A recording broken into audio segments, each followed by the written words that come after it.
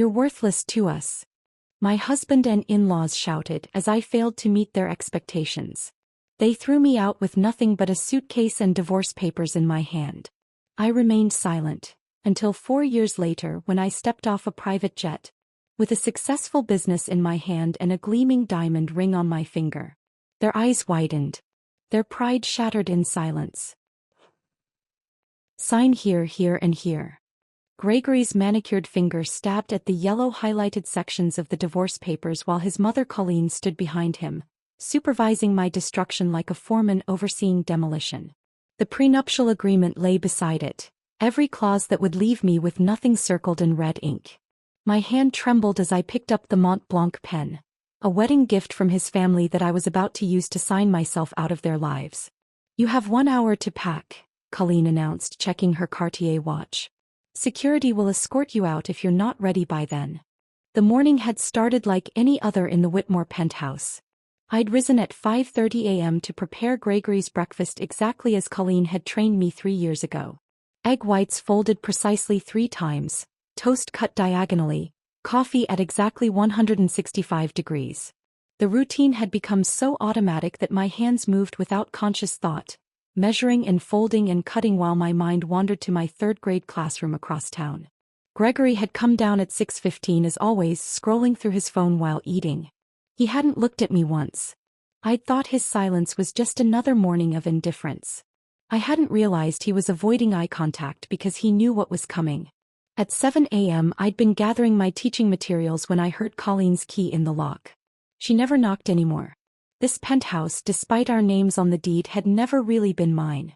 She walked in with Victoria, her assistant, and a man I didn't recognize who turned out to be their lawyer. Allison, Colleen had said, her voice crisp as winter air. We need to have a conversation about your future. Or rather, your lack of one with this family. That's when Gregory had appeared from his study, carrying the papers that would end our marriage. He'd been preparing them for weeks, apparently.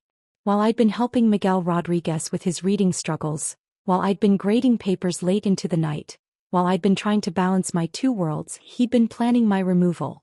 You're worthless to us, Gregory said, the words falling from his mouth as easily as stock prices or dinner reservations. 3 years, Allison. 3 years of mother trying to mold you into something respectable. 3 years of embarrassment at every social function. 3 years of you choosing those children over this family's reputation. I looked between them, trying to understand how we'd gotten here. Just last week I'd attended the Pemberton charity luncheon as requested. I'd worn the approved dress, used the correct forks, made the appropriate small talk about vacation homes I'd never own. But apparently it hadn't been enough. It had never been enough. The teaching was supposed to be temporary, Colleen added, adjusting her pearl necklace. A brief indulgence before you assumed your proper role. But you've made it clear where your priorities lie. Yesterday you missed the hospital board meeting to attend a parent-teacher conference. That was the final straw. The conference had been for Mrs. Rodriguez, whose son Miguel had been missing school to translate at her medical appointments. She'd cried in my classroom, worried about her boy falling behind. I'd promised to tutor him during lunch to make sure he didn't lose ground. In that moment, her tears had mattered more than champagne and small talk with hospital donors. I was helping a family in crisis, I said, finding my voice. Gregory laughed, a sound sharp as breaking glass. That's exactly the problem. You think you're some sort of savior for those people, when you can't even manage to be a proper wife to me. Victoria had been documenting everything on her tablet, taking photos of me in my simple teaching dress while Colleen listed my failures. Wrong flowers in the entryway. Inappropriate books on display. Children's artwork hung in the hallway. The thank you card from Miguel on our Sub-Zero refrigerator had been the worst offense, apparently. Evidence of my divided loyalties. The prenuptial agreement is quite clear, the lawyer said, speaking for the first time. In the event of divorce due to failure to fulfill marital expectations, Mrs. Whitmore, excuse me, Miss Fletcher, retains only personal items brought into the marriage. I'd signed that prenup at 25, in love and certain we'd never need it. Gregory had presented it as a formality, something all Whitmore wives signed.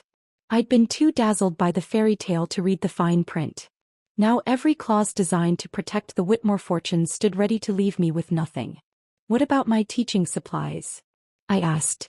The laptop I use for lesson planning? Purchased with Whitmore money, Colleen said. It stays. Pie clothes.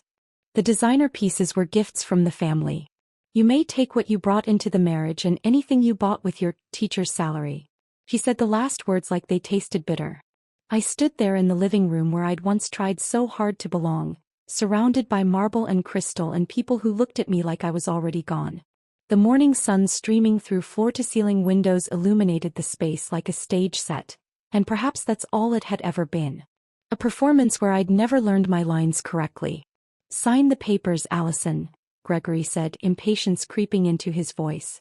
Don't make this harder than necessary. The Mont Blanc pen felt heavy in my hand. 3 years earlier, Colleen had given it to me as a wedding gift, saying every Whitmore wife needed a proper pen for correspondence. Now I was using it to write myself out of their story.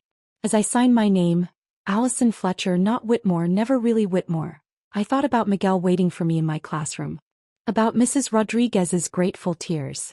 About the stack of papers I'd grade tonight in whatever apartment I could afford on a teacher's salary. Those children needed me in a way the Whitmores never had. They saw value where Gregory and Colleen saw worthlessness. You have 58 minutes, Victoria announced, starting a timer on her phone. I climbed the stairs to pack, Colleen's heels clicking behind me to supervise. In the master bedroom that had never felt like mine, I pulled out the single suitcase I'd brought to this marriage. My teaching clothes went in first. The simple blouses and practical pants that Gregory had always despised. The comfortable shoes that had walked countless classroom miles. The cardigan with the small stain from when Timothy had spilled grape juice during reading time. Don't take anything from the jewelry box, Colleen instructed. Those are Whitmore family pieces. I hadn't planned to. The heavy diamonds and cold pearls had always felt like chains anyway. Instead, I packed the small silver necklace my grandmother had given me, the one I'd hidden in my drawer because it wasn't impressive enough for Whitmore standards. 45 minutes, Victoria called out. As I folded my few personal belongings, Colleen stood in the doorway like a prison guard. You could have had everything, she said. This life, this luxury, this status. All you had to do was give up that ridiculous job and learn your place. But my place had never been here in this penthouse with its marble counters and crystal chandeliers. My place was in a classroom with construction paper butterflies on the walls and children who looked at me with trust instead of contempt. 30 minutes. I closed the suitcase, lighter than it should be after 3 years of marriage. Everything that mattered to me fit inside it. Everything else had been a costume I'd worn in a play I'd never understood. 20 minutes. Downstairs, Gregory was already on a business call, my erasure from his life as efficient as a closed deal. The divorce papers lay on the coffee table, completed and witnessed. My key to the penthouse sat beside them. 10 minutes. I took one last look at the space that had been my prison disguised as paradise. The breakfast dishes from this morning still sat in the sink. Gregory's coffee cup had left a ring on the marble counter. Small signs of a life that was ending before lunch. Time's up, Victoria announced. The security guard who'd always smiled at me in the lobby now wouldn't meet my eyes as he escorted me to the door. Colleen and Gregory watched from the foyer as I walked out, pulling my single suitcase behind me. The taxi dropped me at a motel 6 miles from the penthouse, in a part of the city where the Whitmore's influence didn't reach. The clerk barely looked up as I paid for 3 nights with the emergency cash I'd hidden in my teaching bag months ago, a secret fund I'd started without really understanding why. The room smelled of old cigarettes and disappointment, but it was mine for 72 hours. That first night I sat on the edge of the bed replaying the last 6 months, searching for signs I'd missed. The fertility clinic visit that Colleen had scheduled without asking me stood out like a wound I'd refused to examine. Dr. Brennan's office had been all soft colors and gentle music, designed to soothe desperate couples. But Gregory had been anything but soothed. He'd sat in the consultation chair texting while Dr. Brennan explained our test results. I recognized the number on his screen. It appeared frequently on our phone bills, always explained away as client calls. The doctor's voice had been kind but clinical as she outlined our options. IVF hormone treatments, procedures with acronyms that sounded like corporate mergers rather than attempts to create life. The success rates are quite good for someone your age, Dr. Brennan had said to me. With the right treatment protocol we could begin next month. Gregory had finally looked up from his phone when she mentioned the costs. 50,000 for the first round, possibly more if complications arose. His jaw had tightened the way it did when a business deal went south. He'd said we'd discuss it privately, but the discussion had happened in the parking garage, his voice echoing off concrete walls. Mother wants grandchildren, but this is insane, he'd said, loosening his tie like it was choking him. I didn't sign up for medical procedures and hormone schedules. Do you have any idea what this would do to our social calendar? To my work trips. The way he'd said it, like potential children were another line item in the Whitmore family budget, had made something inside me crack. But I'd pushed the feeling down, told myself he was just stressed. The mind had a wonderful way of explaining away truths too painful to acknowledge. My phone buzzed on the motel nightstand. Diana, my best friend from college, the only person who still knew me as Allison Fletcher rather than Mrs. Whitmore. Her text was simple. Heard what happened. Breakfast tomorrow? The place we used to go. The cafe was 20 minutes from the motel, a small Vietnamese place where Diana and I had spent countless hours during college, planning futures that looked nothing like where we'd ended up. She was already there when I arrived, her accountant's suit immaculate, her success written in every confident gesture. She took one look at me and ordered 2 coffees without asking. I should have said something sooner, she began, then stopped, studying my face. You don't seem surprised. About Patricia Ashford? The name felt strange on my tongue. I saw the phone bills. Diana pulled out her phone, swiping through photos. It's been going on for at least 8 months. Maybe longer.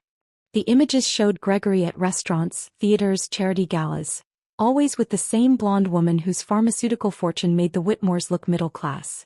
These were all posted on her social media. She wasn't even trying to hide it.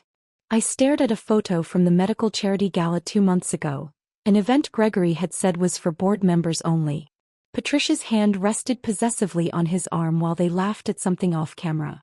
They looked good together, both golden and privileged in a way I'd never managed to achieve despite Colleen's best efforts. Everyone knew, I said, not really a question. Diana reached across the table and squeezed my hand. In those circles? Probably. But you were teaching, Allison. You were living a real life while they were playing their games. The mention of teaching brought back another memory, sharp as broken glass. 3 weeks before the divorce papers, my students had organized a surprise appreciation celebration. They'd made cards and decorations, pooled their lunch money to buy a small cake. Principal Lawson had called the penthouse to invite me, wanting to make sure I could attend. Colleen had answered the phone.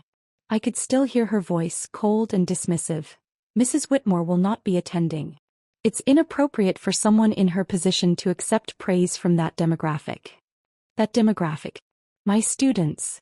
8-year-olds who saw magic in story time and victory in finally understanding fractions. Children like Miguel Rodriguez, who'd been so proud when he read an entire page without help. That demographic. I'd found the cards anyway. One of the other teachers had saved them for me, delivered them quietly after school. I'd sat in our marble bathroom that night, reading each one while Gregory and Colleen discussed my deteriorating judgment in the living room. Their voices had carried through the walls, planning an intervention about my unhealthy attachment to teaching. She's becoming an embarrassment, Colleen had said. Yesterday someone saw her at the grocery store with one of those children, shopping like they were family. I'd been helping Miguel's mother understand the nutrition labels, translating the English she struggled with. To Colleen, this was a betrayal of class boundaries. To me, it had been basic human decency. Diana ordered us food, remembering what I liked without asking. As we ate, she filled the silence with updates about her life, her promotion, her new apartment. Normal things that felt like dispatches from another planet. When she finally asked what I planned to do, I didn't have an answer. I need to find an apartment, I said. Get back to teaching full-time. Start over. You could fight the prenup, she suggested. Get what you're owed. But what was I owed? 3 years of being molded into something I wasn't? 3 years of small deaths as pieces of myself were carved away to fit the Whitmore mold? The prenup was ironclad, but even if it wasn't, I didn't want their money. I wanted my life back. That evening, I sat in my motel room organizing the few teaching supplies I'd managed to save in my bag. Lesson plans written on napkins during charity luncheons. A USB drive hidden in my purse with educational resources I'd created late at night when Gregory thought I was sleeping. These scraps were worth more than all the jewelry locked in the Whitmore vault. My phone rang. Unknown number. I almost didn't answer, but something made me pick up. Allison. The voice was slurred, uncertain. James Whitmore, Gregory's father. I heard what they did. Colleen and my son. I'm sorry. James had always been a shadow in the family, present but powerless against Colleen's iron will. At last Thanksgiving, after too much whiskey, he'd pulled me aside with something urgent to say. I remembered his words now with new understanding. You remind me of Gregory's birth mother, he'd said, gripping my arm. Too genuine for this family. Too real. I'd assumed he meant Gregory's biological mother had died. But James had shaken his head, looking around to make sure Colleen wasn't near. She was a teacher like you. 4th grade. Kindest woman I ever met. But Colleen. He trailed off, then suddenly grabbed my shoulders. Colleen made sure she never saw Gregory again after I left her. Paid her off, threatened her, destroyed her. She'll do the same to you if you don't play your role. He'd passed out before explaining more, and the next morning acted like the conversation never happened. But now on the phone his voice was clearer despite the alcohol. I should have warned you properly, he said. Should have told you to run the moment they started trying to change you. But I'm a coward. Always have been. What happened to her? I asked. Gregory's real mother? There was a long pause. Last I heard she was still teaching. Somewhere in Oregon. Colleen made sure she could never work in this state again. Another pause. Gregory doesn't know. Thinks she abandoned him. Colleen's greatest fiction. The line went dead. When I tried calling back, it went straight to voicemail. I sat in the darkness of my motel room, understanding finally spreading through me like ice water. I hadn't just failed to meet Colleen's expectations. I'd been doomed from the start. I was too much like the woman she'd already destroyed, the teacher who'd loved James before money mattered more than meaning. The motel room phone rang at 6 in the morning, jolting me from restless sleep. Principal Lawson's voice was warm but concerned. Allison, I know things are difficult right now, but your class needs you. Can you come in today? I'd been gone for 3 days. 3 days of staring at water-stained ceilings and trying to make sense of James Whitmore's revelation about Gregory's biological mother. I told her I'd be there by 8, then stood under the motel's weak shower, washing away the smell of cigarette smoke and despair. My classroom felt like stepping into another dimension. 28 faces lit up when I walked through the door, and Miguel Rodriguez ran up to hug my knees. Miss Fletcher, you're back. We made you cards. For 6 hours I lost myself in teaching. We worked on multiplication tables and read stories about brave mice and kind dragons. During lunch, I helped Miguel with his reading while he told me about his mother's successful doctor's appointment. These children didn't care that I was living in a motel or that my marriage had imploded. To them I was simply Miss Fletcher, and that was enough. But reality crashed back when I returned to the penthouse that afternoon to retrieve more clothes. Gregory was supposed to be at his office, but I found him in his study, rifling through his golf bag.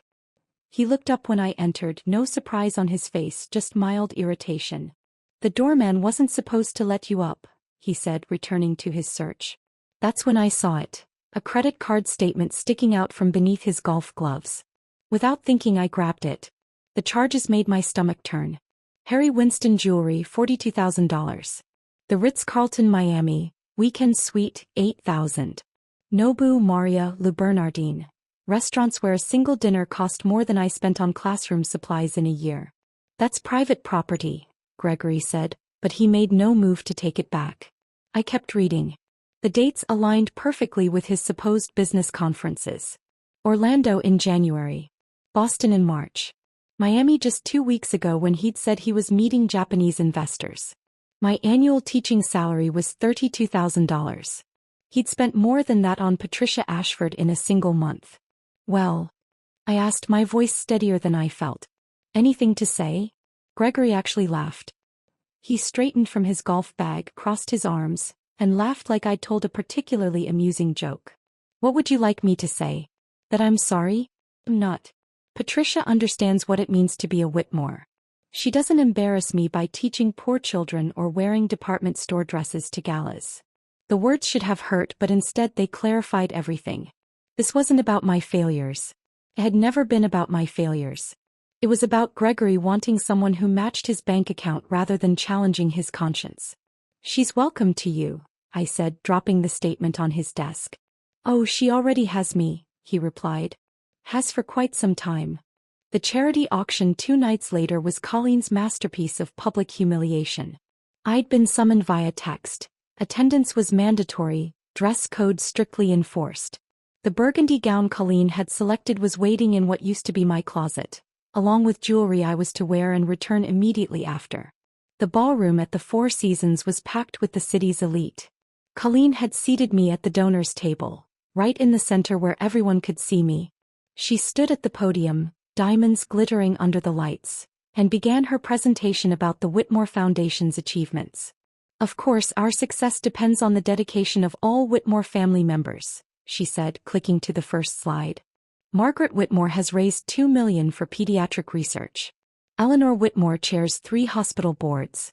Patricia Ashford, soon to join our family, has already pledged $500,000 to our new wing. Soon to join our family."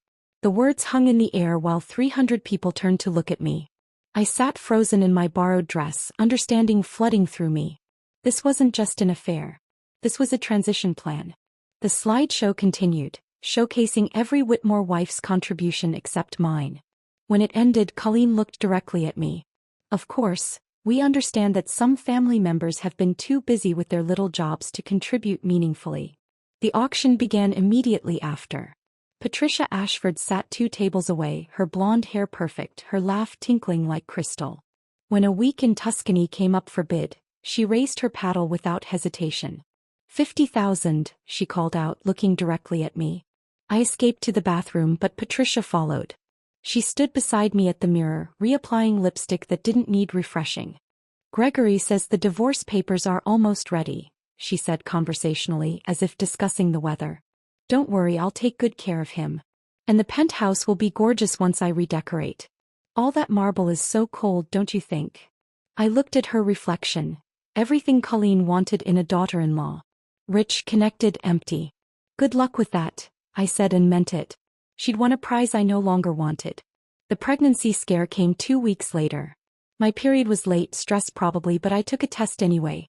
The 2 pink lines appeared immediately, bold and undeniable.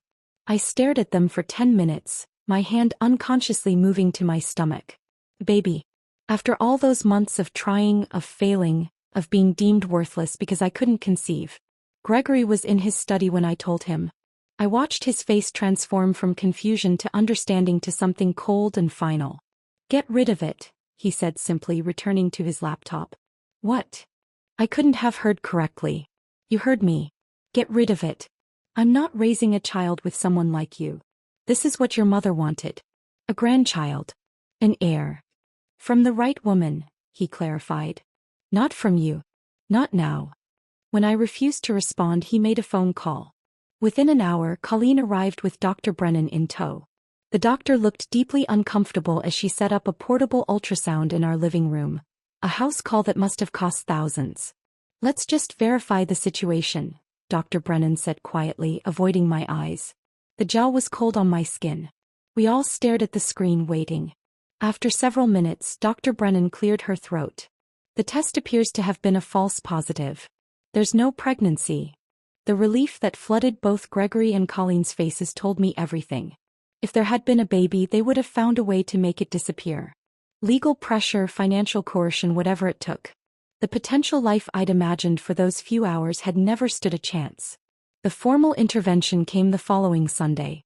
Colleen had gathered the entire Whitmore clan in the family conference room, the same place where business deals were discussed and family fates decided. Gregory's aunts, uncles, and cousins sat around the mahogany table like a tribunal. Uncle Richard started. "Allison, we're concerned about your inability to adapt to family expectations." Cousin Eleanor added, "Your teaching career feels like performative poverty. Like you're trying to prove something." "She needs psychiatric evaluation," Aunt Margaret suggested. "This obsession with lower-class validation isn't normal." They went around the table, each person adding their judgment. I was unstable. I was an embarrassment. I was damaging the Whitmore brand. Gregory sat silently through it all, studying his phone. Finally, Colleen stood. "We've prepared a solution." Gregory slid a single sheet of paper across the table. An ultimatum typed on Whitmore Industries' letterhead. "Quit teaching by month's end and commit to full-time foundation work, or face immediate divorce proceedings. You have 48 hours to decide," Colleen announced. Looking around that table at their cold, expectant faces, I realized the decision had already been made.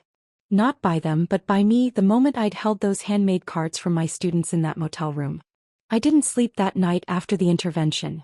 Instead, I sat at the kitchen table watching the digital clock on the microwave count down my 48 hours. At 3 a.m. I made myself tea with shaking hands, knowing what my answer would be but dreading the consequences. Teaching wasn't just my job, it was the only piece of myself the Whitmores hadn't managed to destroy. The morning came too quickly. I dozed off at the table, my head on my folded arms, when I heard voices in the living room. Gregory's low murmur, Colleen's sharp consonants, and a third voice I didn't recognize. I walked out to find them arranged like a tribunal. Gregory in his gray suit, already dressed for the office.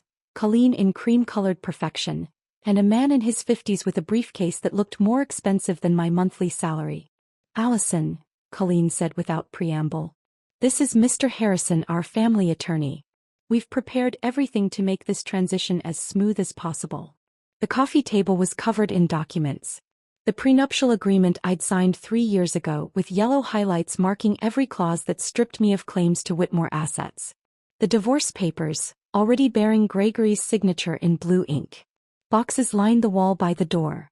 My belongings apparently already packed. "You have 1 hour to sign and leave voluntarily," Colleen continued, checking her Cartier watch. "Or we'll have security escort you out and ensure you never teach in this city again. We have connections with every private school board and most public districts. Your choice." Gregory stood by the window, his back to me, scrolling through his phone as if this was just another Tuesday morning. He wouldn't even turn around, wouldn't give me the courtesy of eye contact as our marriage dissolved. "Gregory," I said. "Nothing." "Gregory, look at me." "Just sign the papers, Allison," he said to the window. "Don't make this harder than necessary." Mr. Harrison pushed the documents toward me with manicured fingers. "Everything is quite straightforward. You retain personal items brought into the marriage. The family retains all gifts, purchases made during the marriage, and of course, anything bought with Whitmore funds." Victoria appeared from the hallway with her tablet, ready to document everything. She'd always been Colleen's shadow, but today there was something eager in her expression, like she was enjoying this. "I'll oversee the packing," she announced, "to ensure compliance with the settlement terms." I signed where they indicated, my name looking foreign on the lines. Allison Fletcher, not Whitmore. As my pen moved across the paper, I heard Victoria taking photos behind me, the artificial shutter sound of her phone camera capturing my humiliation. "Excellent," Colleen said once the last signature was complete. "Victoria will accompany you while you pack. 1 suitcase as we discussed." The bedroom felt like a crime scene with Victoria standing in the doorway, her tablet ready. She'd prepared an inventory list, every item categorized and evaluated. I opened the closet to find my clothes already separated. The designer pieces Colleen had chosen pushed to one side, my teaching clothes isolated on the other like contaminated goods. "Only items you brought into the marriage or purchased with your personal funds," Victoria reminded me, her voice carrying a note of satisfaction. I pulled out my teaching blouses, the ones Gregory had always mocked for being department store brands. My comfortable flats that had walked thousands of classroom miles. The cardigan with the tiny stain from when Timothy had spilled juice during story time. Each piece went into my suitcase while Victoria photographed the process. "Documentation for Mrs. Whitmore," she explained, though we both knew this was about humiliation, not legal requirements. When I reached for a silk scarf, Victoria stepped forward. "That was a gift from Mrs. Whitmore. It stays." "What about my lesson plans? My teaching materials?" I moved toward the desk where I'd kept my work. "The laptop remains," Victoria said firmly. "It may contain Whitmore financial information. It has months of lesson plans. Resources I created for my students. Which you created using Whitmore property."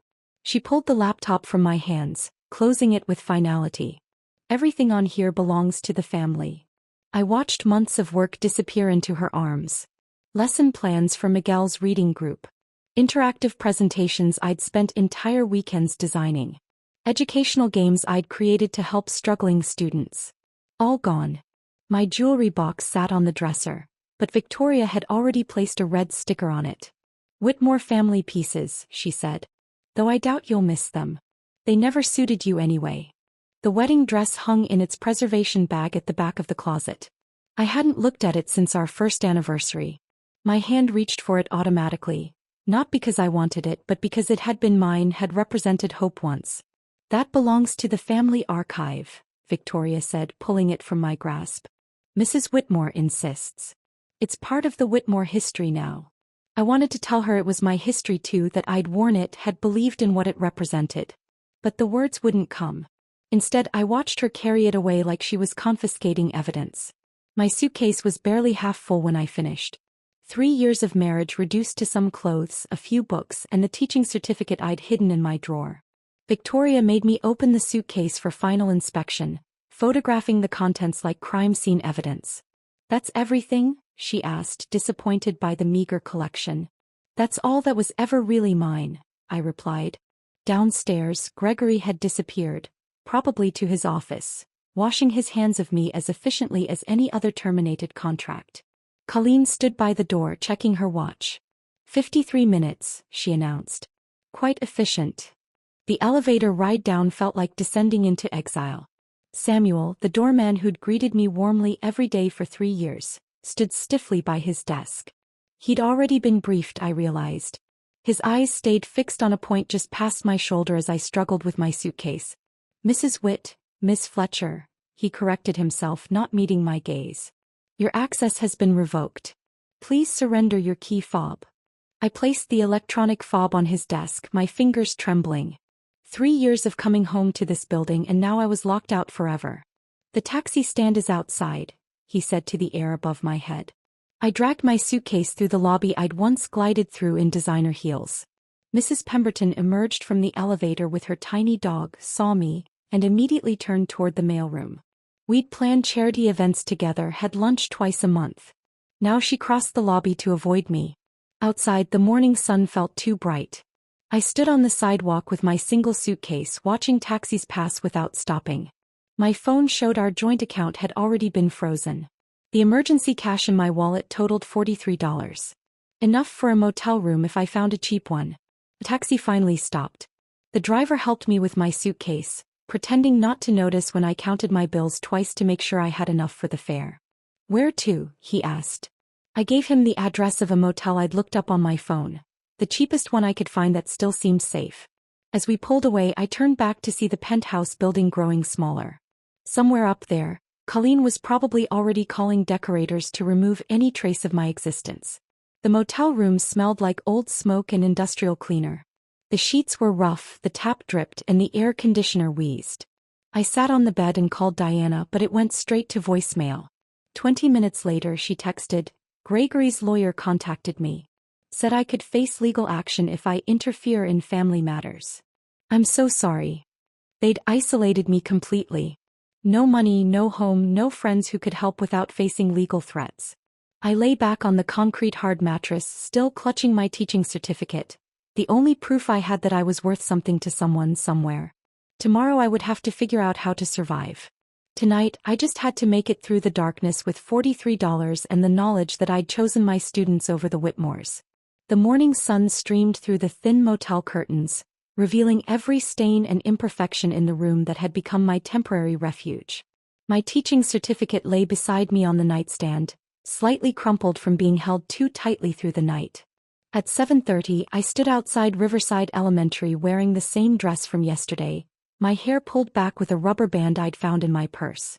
Principal Lawson opened her office door before I could knock. She took one look at my red-rimmed eyes and wrinkled clothes, then pulled me inside without a word. The coffee maker in the corner gurgled as she poured 2 cups, adding sugar to mine without asking. "Third grade has been waiting for you," she said simply, handing me the mug. "They made welcome back cards yesterday. Miguel has been asking for you every morning." I wanted to explain everything, to tell her about the divorce papers and the frozen bank accounts and the $43 that had become $31 after the motel and taxi. Instead, I just nodded, grateful for her deliberate lack of questions. The classroom door had barely opened when 28 voices erupted in celebration. Miss Fletcher! Miss Fletcher! Miguel Rodriguez launched himself from his desk, wrapping his thin arms around my waist. We thought you weren't coming back. Amy Chin held up a poster they'd made, covered in handprints and messages in wobbly 8-year-old writing. We missed you, spelled 3 different ways, surrounded by crayon hearts and flowers. Something cracked open inside my chest.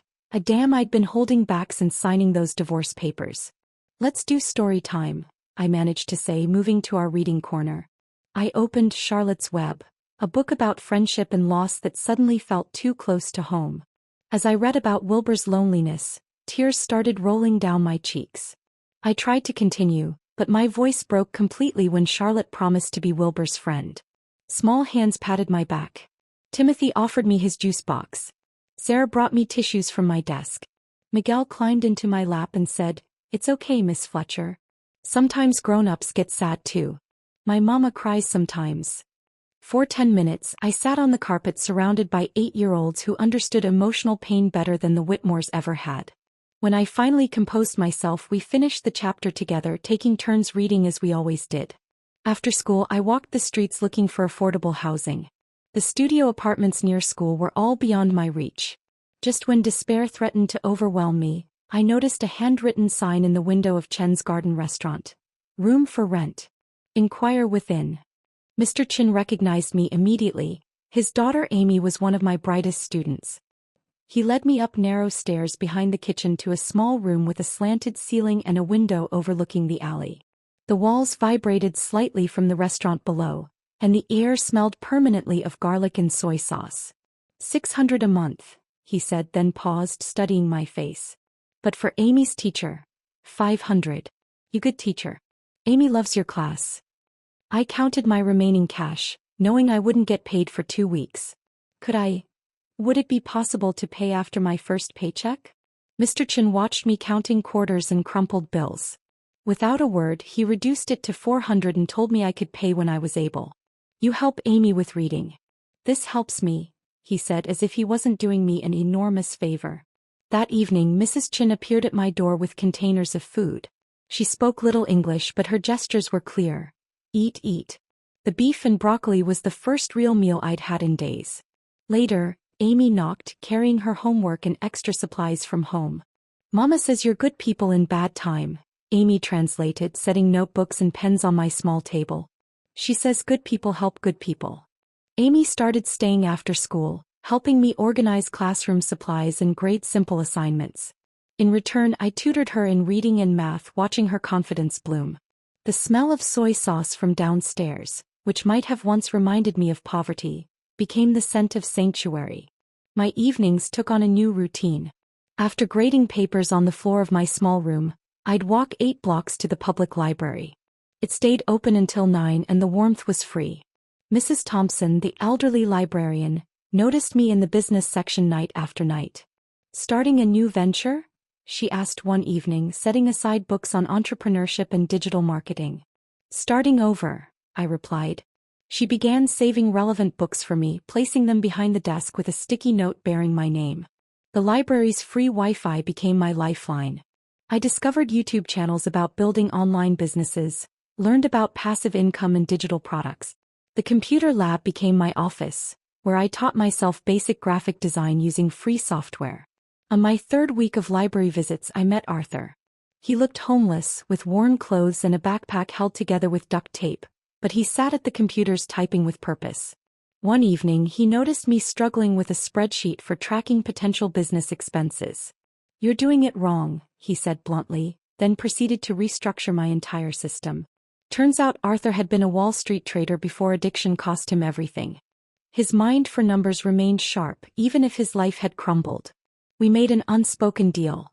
I helped him write job applications and update his resume, while he taught me about profit margins, scaling businesses, and basic investment strategies.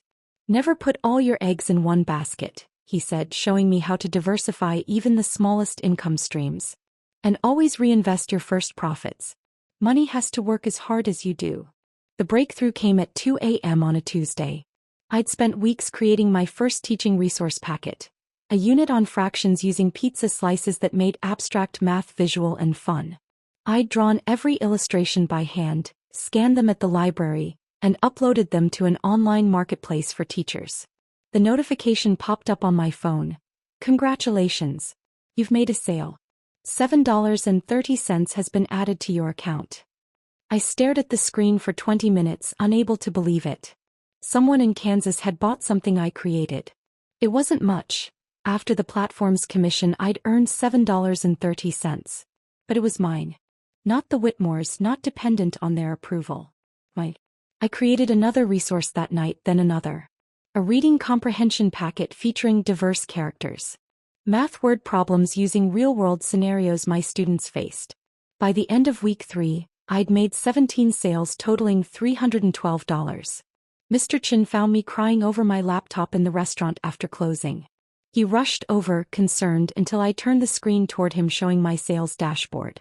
Good business, he said, nodding approvingly. You work hard, money comes. Slow at first like restaurant. But good food brings customers back. Good teaching materials bring teachers back. Mrs. Chin brought up extra dumplings that night, and Amy translated her words. Success tastes better when you build it yourself.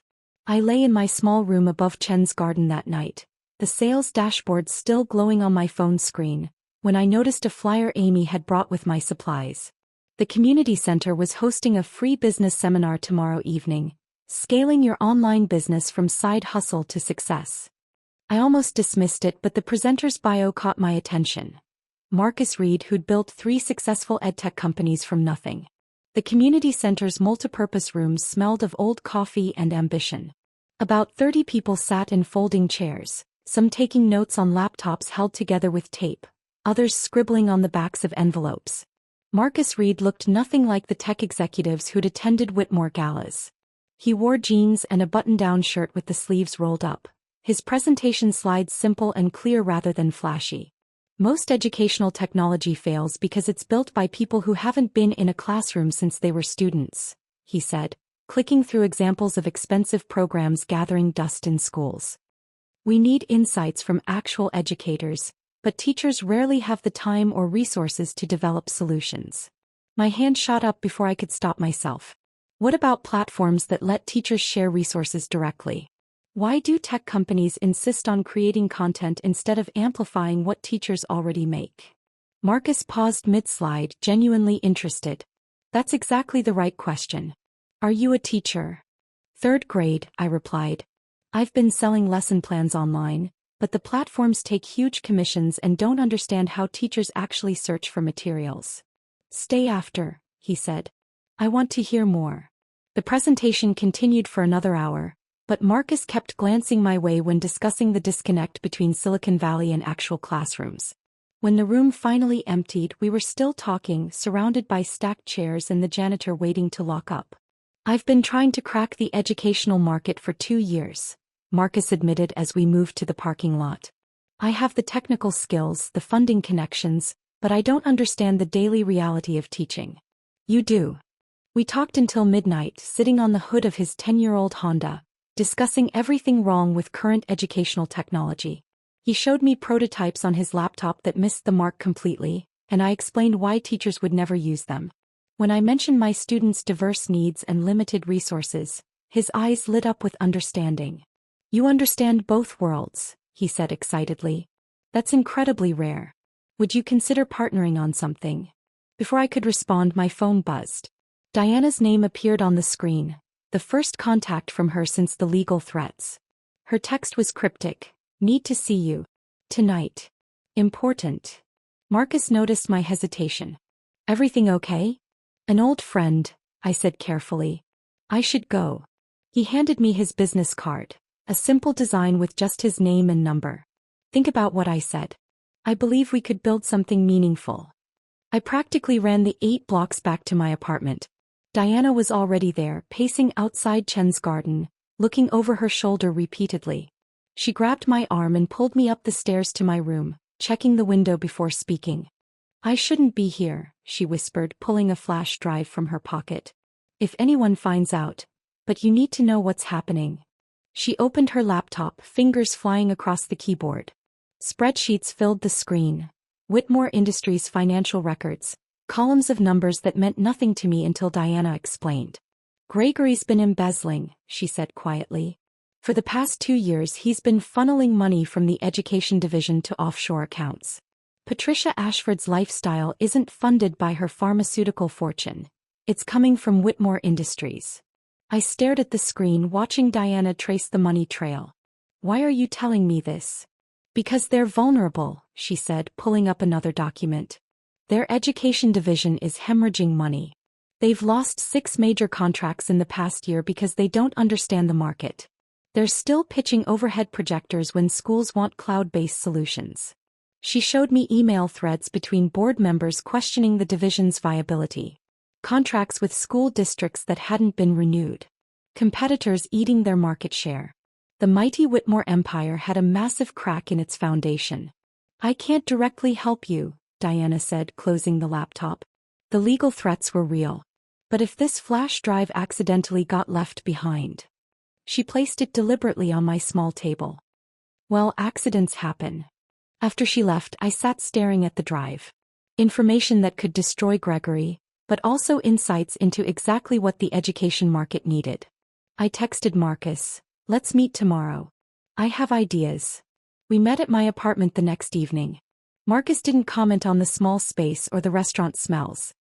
He simply set up his laptop on my tiny table and said, show me what you're thinking. For the next 18 hours we worked nonstop.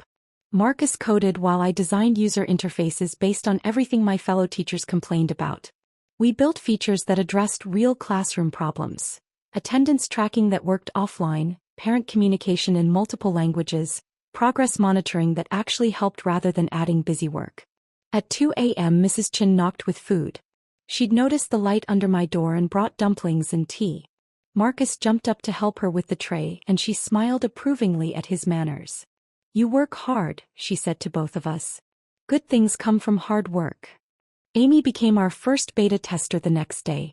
She sat at my table using the prototype for her math homework while Marcus and I watched anxiously. When she finished a problem set faster than ever before, getting every answer correct, she grinned. This actually makes sense, she exclaimed. It's like having Miss Fletcher right there helping me. Mrs. Chun watched her daughter's excitement and started crying. She pulled $500 from her purse, bills I knew she'd been saving for months. I invest, she declared. Amy's future, other children's future. I invest. I tried to refuse, but Marcus understood the gesture's importance. We'll make you our first official investor, he said solemnly. You'll get regular updates on your investment. The breakthrough intelligence came unexpectedly 2 weeks later. I'd picked up a catering gig to cover rent, serving at a pharmaceutical company's weekend retreat. The pay was minimal but every dollar counted. I was invisible in my black server's uniform, just another pair of hands offering champagne and canapes. Patricia Ashford was there, drinking heavily by the pool, surrounded by other trophy wives and trust fund daughters. Her voice carried as she complained about Gregory. His mother still thinks education means chalkboards and textbooks, she laughed bitterly. The company's about to lose their biggest district contracts. Chicago, Houston, Miami, all gone by year's end. Gregory's too proud to admit he doesn't understand the market. One of her friends asked about their relationship and Patricia's response chilled me. Once the education division fails, the board will force him out. Then I'll find someone who actually has a future. I memorized every detail while refilling glasses, my server's uniform making me invisible to women who'd once pretended to be my friends. Patricia had no idea she was handling intelligence to the ex-wife she'd replaced. Information that would prove invaluable as Marcus and I positioned ourselves to fill the exact gap Whitmore Industries was leaving in the market. I walked back from that catering event with Patricia Ashford's words echoing in my mind. Chicago, Houston, Miami, major districts all abandoning Whitmore Industries.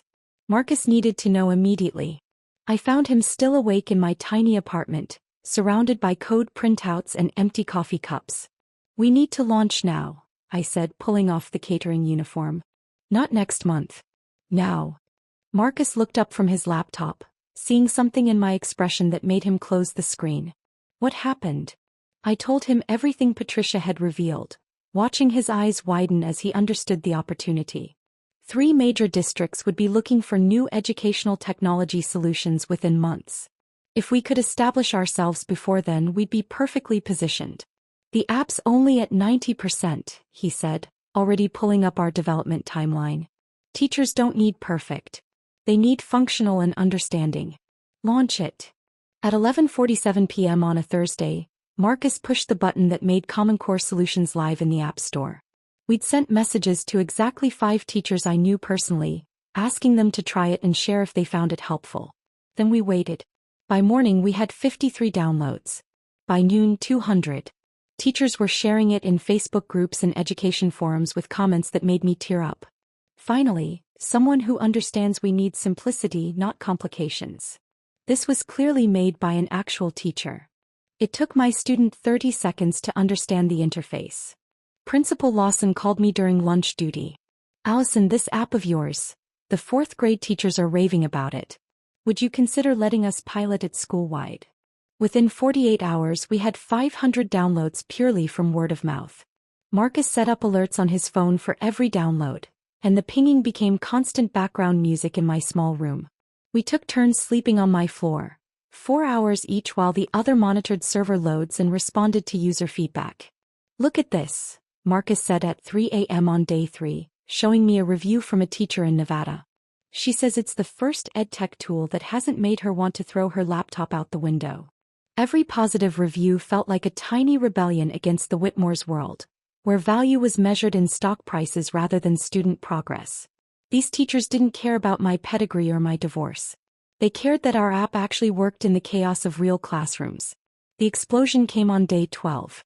I was teaching my morning lesson when Marcus started calling repeatedly. I finally answered during recess and his voice was breathless with excitement. "Janet Morrison just wrote about us." Janet Morrison ran Teachers First, an education blog with over 100,000 subscribers.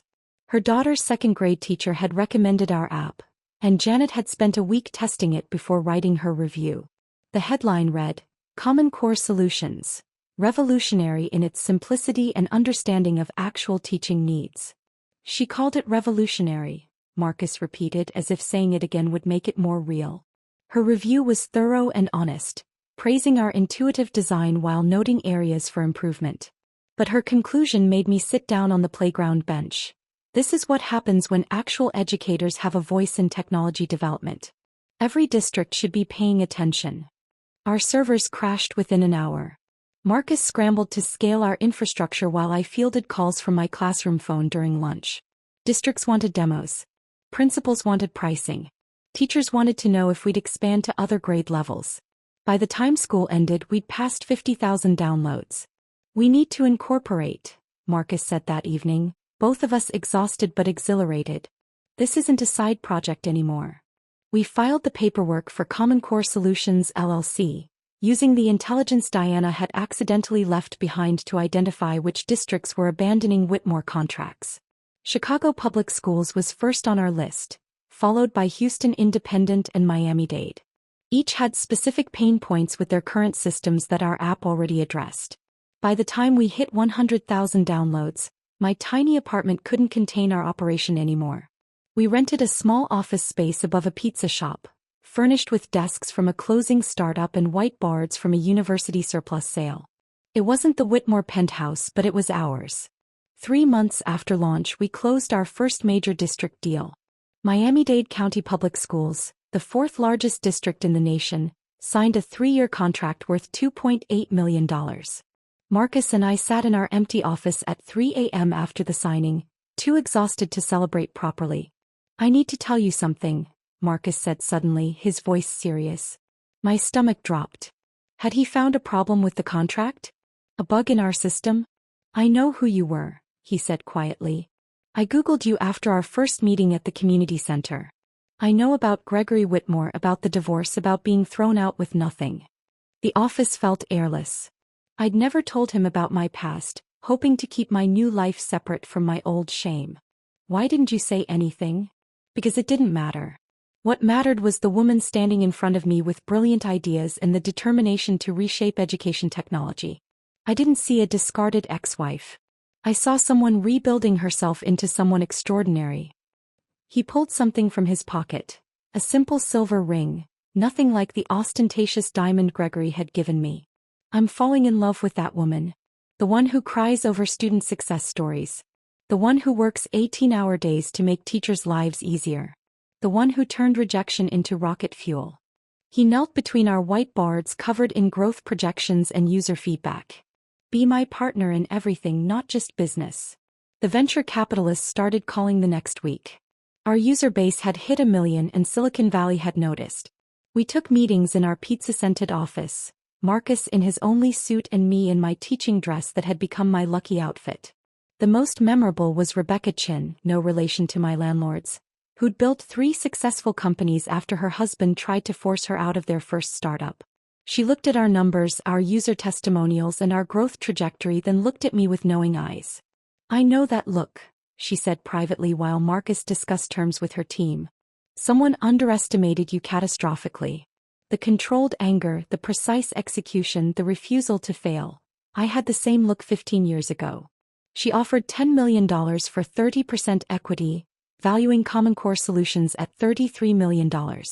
Make them regret it, she whispered as we shook hands.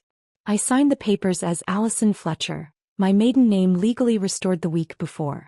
As the ink dried, I thought about Colleen calling me worthless, about Gregory laughing at my teaching salary, about Victoria photographing my humiliation.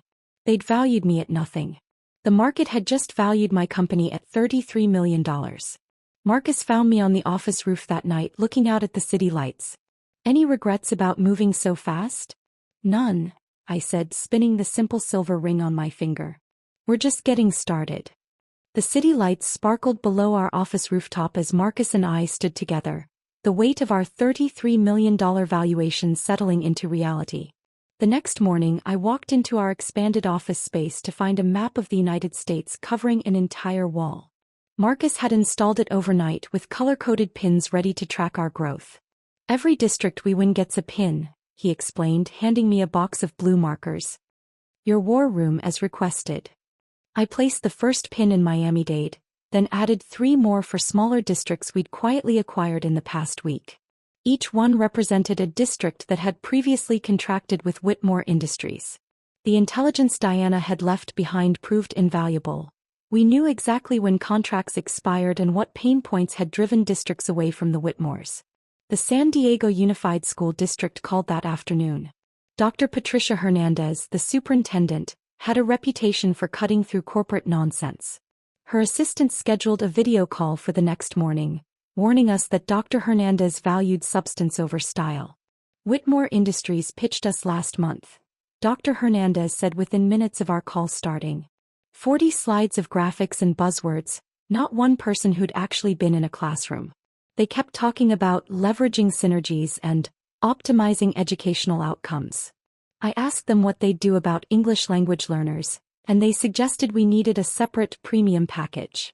Marcus shared our screen showing the multilingual features we'd built into our base product. I explained how teachers could switch between languages instantly, how parents received updates in their preferred language automatically. Dr. Hernandez leaned forward, actually taking notes. You actually understand our teachers' needs, she said. When can you start implementation? Another blue pin went on the map. By week's end we'd added 7 more, all former Whitmore clients. I kept their old contracts in a filing cabinet, studying what they'd offered versus what schools actually needed. The gap was staggering. Whitmore had been selling what they thought education should be, not supporting what it actually was. Saturdays remained sacred. Despite our success, I returned to my old classroom every weekend to volunteer. Principal Lawson had offered me a paid consulting position, but I preferred keeping it simple. Just Miss Fletcher helping with reading groups and math tutoring. Miguel Rodriguez had transformed in the months since our app launched.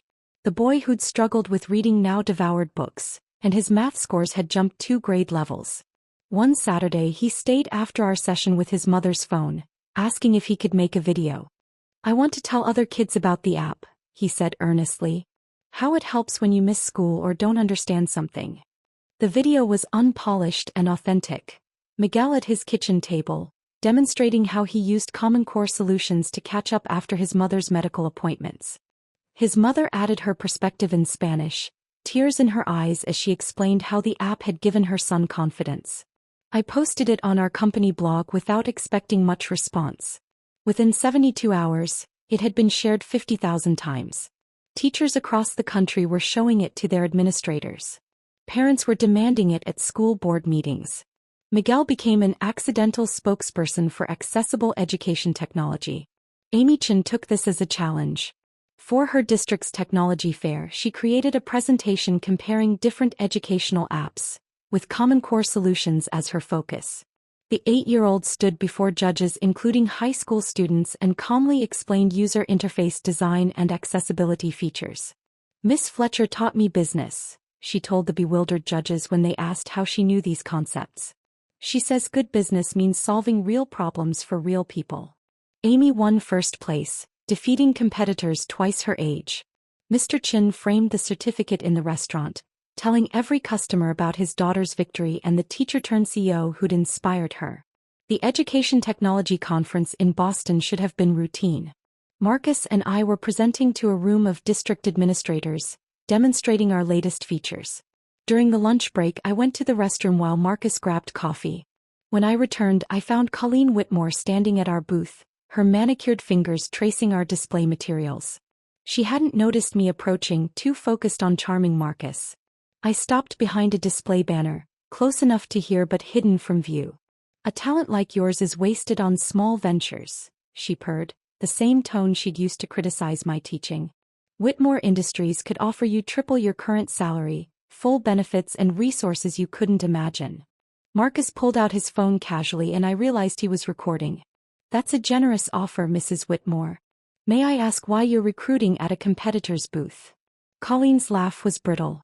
"Let's be frank. Our education division is struggling.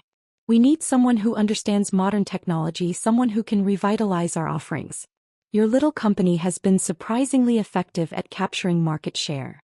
My partner and I are quite satisfied with our success," Marcus responded evenly. "Partner?" Colleen's voice sharpened. "You mean your business partner? I'm sure they'd understand if you took a better opportunity. Everyone has a price." "My partner is also my fiancée," Marcus said. "You might know her, actually. Allison Fletcher." I stepped out from behind the banner in time to see Colleen's face drain of color. Her mouth opened and closed like a fish gasping for air, her composure cracking like expensive porcelain. She backed away from our booth, nearly knocking over a display, and disappeared into the crowd without another word. Marcus pulled up the recording on his phone, showing me Colleen's inadvertent confession about Whitmore Industries' failures. "Your screensaver as requested," he said with a grin, freezing on the frame of her shocked expression. The invitation arrived the following Tuesday in an envelope so thick and expensive it practically screamed desperation. Whitmore Industries' annual gala, their showcase event where they courted investors and celebrated their supposed dominance in various sectors. The address line read, "Ms. A. Fletcher, CEO, Common Core Solutions." Marcus found me at my desk an hour later, still staring at Gregory's signature. Senior Vice President, the same title he'd held throughout our marriage, still warming his father's chair, still waiting for an inheritance that might not exist if the company continued hemorrhaging money. "You don't have to go," Marcus said gently, reading the invitation over my shoulder. I thought about the $43 I'd counted in that motel room. The nights eating instant noodles in the room above Chen's garden. The humiliation of being photographed while packing my belongings. Every blue pin on our map represented a district that had chosen us over them, but this invitation. This was different. "Oh, but I do," I replied, running my finger over the embossed Whitmore Industries logo. "This is what 4 years of 2 a.m. lesson plans built toward. They need us now. Their education division is dying, and we're the only cure they can imagine." Marcus studied my face. "What are you planning?" "I'm not sure yet," I admitted. "But I know I need to be in that room as myself as who I've become. Not for revenge exactly. For closure." I pinned the invitation to our wall map, right in the center where New York should be. Another territory to conquer, or perhaps the final boss level in a game I'd been playing since the day they declared me worthless. Either way, the woman who'd been thrown out with nothing was about to walk back in holding everything. The week before the gala, I stood in a boutique dressing room downtown, running my hands over fabrics that cost more than I'd once made in a month. The saleswoman had initially been skeptical when I walked in wearing my teaching clothes, but her attitude shifted when I selected 3 dresses without checking price tags. The crimson one made me look like power incarnate. Structured shoulders, a neckline that suggested confidence without desperation, fabric that moved like liquid fire. "I'll take this one," I said, handing over my credit card without hesitation. Marcus arranged everything else with quiet efficiency. The private jet booking, the car service, the hotel suite where we could prepare. He understood that this wasn't about displaying wealth. It was about controlling the narrative. Every detail mattered because every detail would be scrutinized. The morning of the gala, I stood before the hotel mirror practicing my introduction. Allison Fletcher, CEO of Common Core Solutions. I repeated it until the words felt natural, until my voice didn't waver on my maiden name. My reflection showed a woman I was still learning to recognize. Shoulders back, chin lifted, eyes that had seen the bottom and chosen to climb rather than crumble. Marcus watched from the doorway, already dressed in his tuxedo. "Your hands," he said quietly. I looked down. They were perfectly still. No trembling, no clenching. The thought of facing the Whitmores no longer triggered the physical response it once had. "They don't scare me anymore," I realized aloud. "They never should have," Marcus replied. "You were always more than they could see." The Cambridge Leather portfolio contained 3 partnership proposals, each one carefully crafted to highlight what we could offer and what Whitmore Industries desperately needed. But more than that, it contained 4 years of evidence that their assessment of my worth had been catastrophically wrong. The Whitmore Hotel ballroom hadn't changed. Same crystal chandeliers, same marble columns, same atmosphere of old money and older prejudices. The invitation had specified arrival between 7 and 8, but we'd calculated our entrance for 7:45, when the room would be full but dinner hadn't yet been served. We paused at the top of the grand staircase. Below, hundreds of people in designer clothing sipped champagne and discussed stock portfolios. The announcer, a young man in a burgundy jacket, looked at our invitation card and spoke into his microphone with practiced clarity. "Ms. Allison Fletcher and Mr. Marcus Reed, Common Core Solutions." The conversation didn't stop all at once. It rippled outward like a stone dropped in still water. I watched faces turn, recognition dawning in waves. Former acquaintances who'd ignored my calls after the divorce now stared openly. Business associates who'd watched Colleen humiliate me at charity events whispered behind their hands. Gregory stood at the bar, his champagne glass frozen halfway to his lips. Patricia Ashford stood beside him in a gold dress that probably cost more than my first year's rent, her face cycling through confusion as she tried to place me. The moment Gregory's expression shifted from casual networking to shocked recognition was worth every sleepless night I'd spent building our company. Colleen had been holding court near the mayor's table, her pearl necklace catching the light as she laughed at someone's comment.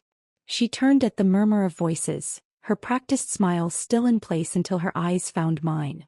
The smile didn't fade, it cracked like expensive china under pressure. We descended the stairs slowly, letting the moment breathe. My heels clicked against marble with the same authority Colleen's once had. The crimson dress moved perfectly, commanding attention without begging for it. Marcus's hand at my elbow was steady, grounding. Gregory approached first, his path cutting through the crowd with the desperation of a drowning man reaching for shore. Patricia followed, her gold heels clicking rapid staccato. Up close, I could see the strain around his eyes, the new lines that suggested the family business wasn't the safe harbor it had once been. "Allison." His voice cracked on my name. "But you were worthless." I supplied helpfully, loud enough for the surrounding guests to hear clearly. "Yes, you were quite clear about that. You and your mother both." Fortunately, the market disagreed.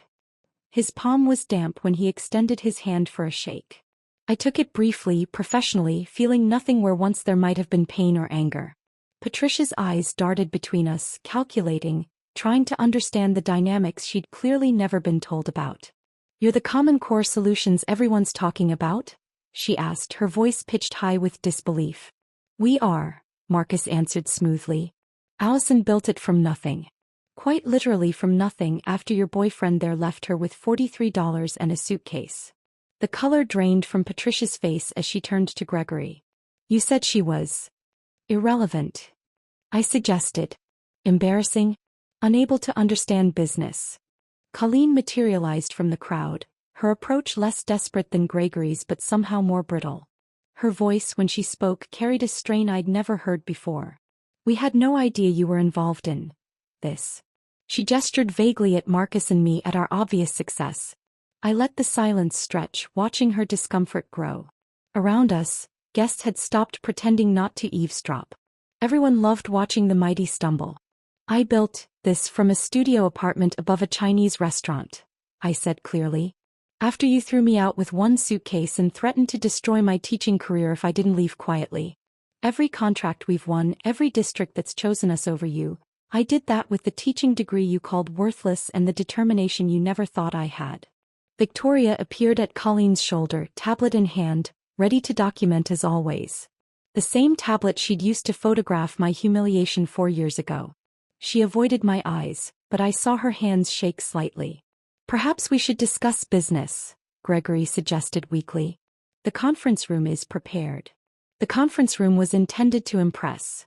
Leather chairs, panoramic city views, a presentation screen that probably cost more than my first car. The Whitmore board members filed in, men in identical suits who looked at me with curiosity mixed with desperation. They needed us and everyone knew it. I opened my portfolio with deliberate calm, pulling out printed proposals bound in simple covers. No flash, no expensive binding, just substance. Common Core Solutions has successfully captured 40% of your former education market share. I began, clicking to my first slide. We did this by understanding something fundamental that Whitmore Industries missed. Education isn't about pedigree or prestige. It's about recognizing value where others see worthlessness. The slide showed our growth trajectory, each spike corresponding to a district Whitmore had lost. Gregory shrank lower in his chair with each data point.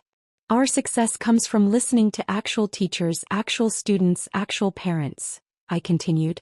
Not from boardrooms or country clubs, but from classrooms and community centers.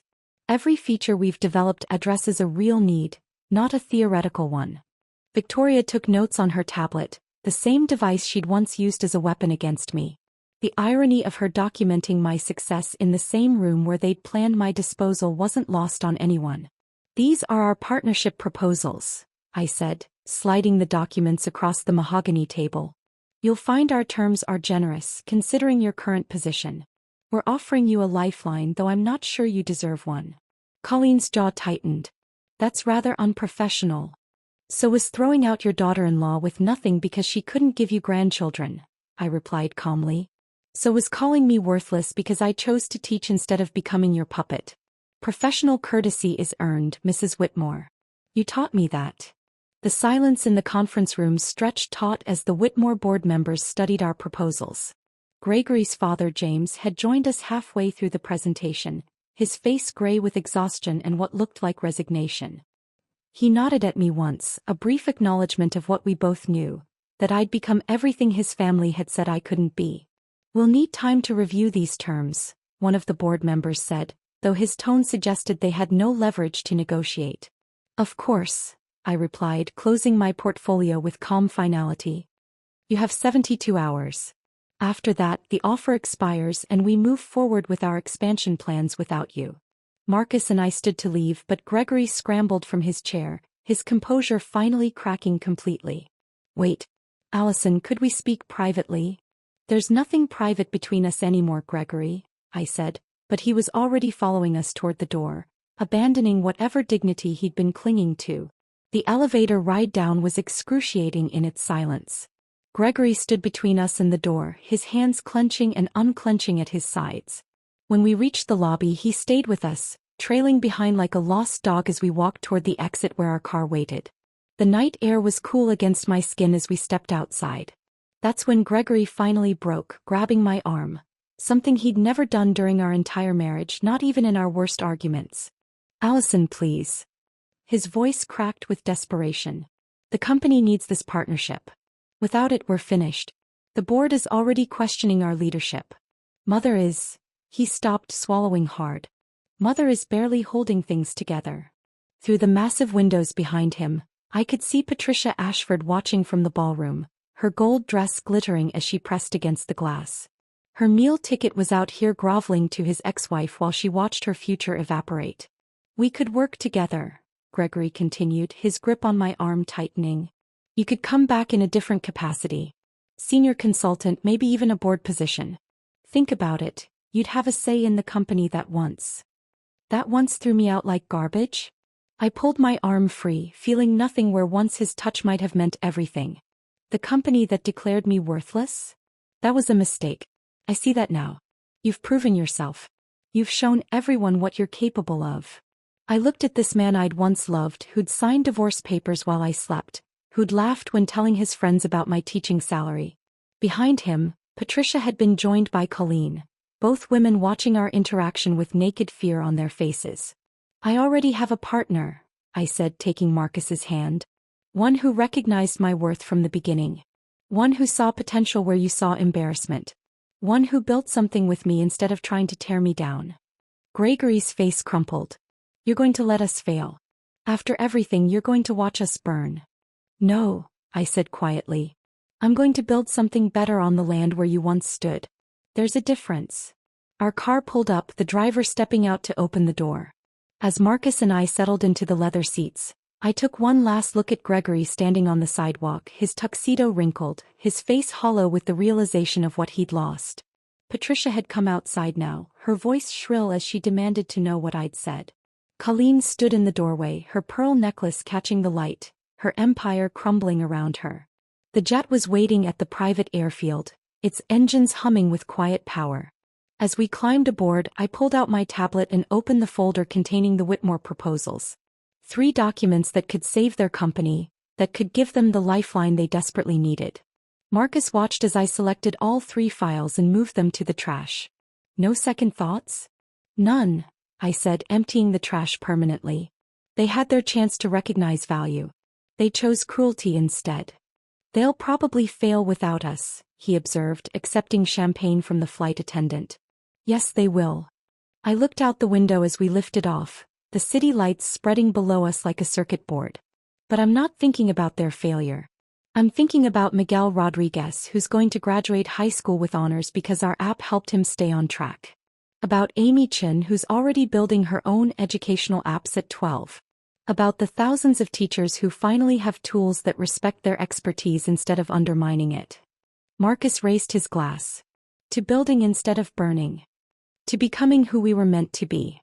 6 months later, I was reviewing our quarterly reports when my phone rang. Diana's name on the screen made me pause. We'd reconnected properly after the legal threats expired, but she rarely called during business hours. Have you seen the news? She asked without preamble. I hadn't. I'd stopped following business news that wasn't directly relevant to our work. Diana sent me a link and I read it while she stayed on the line. Whitmore Industries had filed for bankruptcy. The education division had collapsed first, taking the rest of the company with it. During the audit, investigators had discovered Gregory's embezzlement, years of funneling money to offshore accounts, exactly as Diana had documented. There's more, Diana said quietly. Colleen lost everything. The penthouse, the estate, all of it went to pay creditors. Gregory's facing criminal charges. And Patricia Ashford, she left him the moment the money ran out. Apparently she's already engaged to someone else. I waited for the satisfaction to hit, for the vindication to wash over me. That I felt nothing. They were irrelevant now, like a book I'd closed and would never need to read again. Allison? Are you okay? I'm perfect, I said and meant it. They're just the past. That afternoon, I stood before 500 teachers at our first annual Common Core Solutions Education Summit. The convention center was packed with educators who'd traveled from across the country to share ideas and learn from each other. Marcus had insisted on covering travel costs for teachers from Title I schools, and we just announced that those same schools would receive our software free of charge permanently. In the front row sat my former students from Riverside Elementary. Miguel Rodriguez, now 17 and headed to college on a full scholarship. Amy Chin, already running her own coding club for younger students. Timothy, Sarah, and a dozen others who'd grown into remarkable young people. Principal Lawson sat with them, tears streaming down her face as I announced our new foundation for supporting teacher-led innovation. 4 years ago, I said, looking out at the sea of faces, someone told me I was worthless because I chose teaching over wealth. They said I was incomplete because I couldn't meet their expectations. They threw me out with nothing but a suitcase and the certainty that I would fail. The room was silent, hundreds of teachers hanging on every word. They were wrong about my worth, but they were right about one thing: I was incomplete. Not because I lacked what they valued, but because I hadn't yet discovered what I was capable of building. Every challenge you face in your classrooms, every student who struggles, every resource you lack, these aren't signs of failure. They're opportunities to build something better. As I spoke about transformation through education, about the power of recognizing value where others see worthlessness, I realized the truth that had taken me 4 years to understand. The greatest revenge was never about their destruction. It was about my construction. It was about becoming someone they could never have imagined, then moving forward into a future where they simply didn't exist. The applause washed over me as I concluded my speech, but I was already thinking ahead. Marcus and I had plans for international expansion, for reaching students in countries where educational resources were even scarcer. We had partnerships to build, innovations to develop, lives to change. The Whitmores were history. My story was just beginning. If this story of transformation and triumph kept you captivated until the very end, hit that like button right now. My favorite part was when Allison walked into the Whitmore Gala as a CEO, watching their faces realize the worthless teacher had become their only hope. What was your favorite moment? Drop it in the comments below. Don't miss more powerful stories like this. Subscribe and hit that notification bell so you never miss an upload.